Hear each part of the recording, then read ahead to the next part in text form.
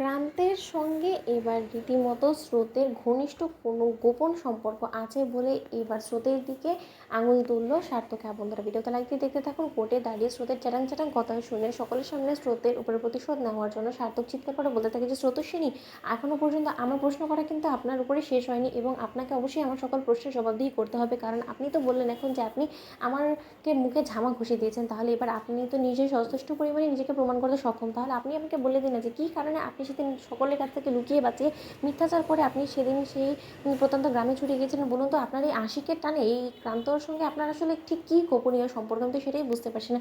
তাহলে কি কোনো মতে আমি ধরে নিব যে আপনার বোনের সঙ্গে তার পরিচয় হওয়ার আগেও আপনার সঙ্গে তার কিছু ঘনিষ্ঠ সম্পর্ক ছিল? নয়তো বা ঘনিষ্ঠ সম্পর্ক না থাকলেই তাহলে কিসের টানে আপনি ওনার কাছে এরকম করে পাগলের মতন ছুটতে ছুটতে গেলেন বলুন তো? যেখানে কিনা আপনি খুব ভালো করেই জানেন যে আপনি বিবাহিত একজন মেয়ে এবং বিবাহিত হওয়ার সুবাদে আপনার কিন্তু একবার হলো আপনার স্বামীকে এই সম্পর্কে জানানোটা প্রয়োজন বলে মনে হওয়া উচিত ছিল, কিন্তু আপনি সেটা করেননি। কিন্তু লুকিয়ে বাঁচিয়ে এত কিছু করে লাভটাই বা কী হলো বলুন তো?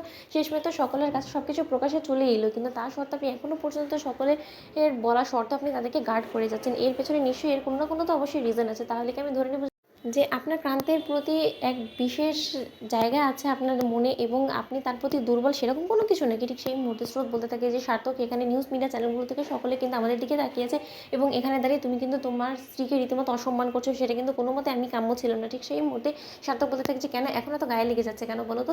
যখন তিনি নোংরামোগুলো করেছিল তখন তোমার এই কথাটা ভাবনা চিন্তা করা উচিত ছিল না? তখন যখন ভাবনি তাহলে এখন কেন ভাবছো? ঠিক সেই মুহূর্তে স্রোতের সাপোর্টে প্রান্ত বলতে থাকে যে, মুখ সামলে কথা বলবো, তুমি কিন্তু ভুলে যেও না যে তুমি তোমার লিমিট ক্রস করে যাচ্ছ এবং তার থেকেও বড় কথা, তুমি কিন্তু তোমার স্ত্রীকে অপমান করে যাচ্ছ।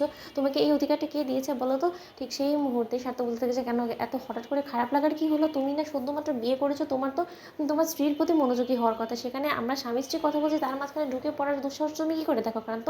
ঠিক সেই মুহূর্তেই সার্থক বলতে থাকে যে, একদম আমাদের স্বামী স্ত্রীর মাঝখানে ঢুকে পড়ার চেষ্টা করবো না। সেই সাহস দেখালে কিন্তু আমি একবারে চোখ উপড়ে ফেলবো। ঠিক সেই মুহূর্তে ক্রান্ত বলতে থাকে যে, হাজারবার আমি তোমাদের মাঝখানে ইনভলভ হওয়ার চেষ্টা করবো, কারণ যখনই আমি দেখবো যে না ও অপমানের শিকার হচ্ছে এবং ওকে তুমি অসম্মান করার চেষ্টা করছো, তখন আমি বারবার করে ওর বিপদে ঝাঁপিয়ে পড়বো।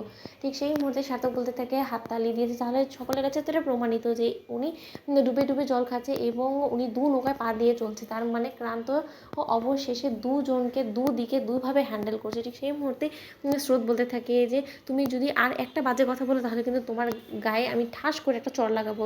সার্থক ঠিক সেই মুহূর্তে সার্থক বলতে থাকে যে, লাগাবে কি? লাগিয়ে তো দেখো, তারপরে তো আমি তোমাকে বোঝাচ্ছি। ঠিক সেই মুহূর্তে যখন স্রোত অবশেষে এই নোংরা কথাগুলো সহ্য করতে না পেরে সার্থকের গালে সপাট একটা চড় মেরে বলতে থাকে যে, এটাই তুমি প্রাপ্য ছিলে এবং তোমার প্রাপ্যটা তোমাকে আমি বুঝিয়ে দিয়ে গেলাম। এর পরবর্তীতে কোনো দিন আর আমার সামনে মুখ নিয়ে আসবে না। তো বন্ধুরা, লাইক কমেন্ট শেয়ার করো, সাবস্ক্রাইব করতে ভুলো না।